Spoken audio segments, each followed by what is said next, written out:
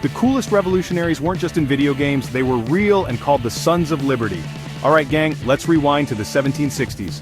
Imagine you're in Boston, and the British are taxing everything. Tea, paper, even playing cards.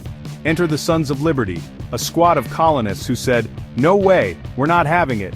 These guys were like the Avengers of their time, led by people like Samuel Adams and Paul Revere. Their mission?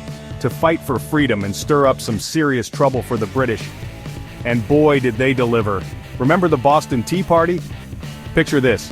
A bunch of dudes dressed as Mohawk Indians sneak onto British ships and dump 342 chests of tea into the harbor. Talk about making a splash. This act of defiance was a game changer, showing everyone that the colonies were ready to stand up for themselves. But it wasn't all tea parties and pranks. The Sons of Liberty also organized protests, spread revolutionary ideas, and even had a secret network to communicate and coordinate their plans. These rebels were smart, strategic, and super brave.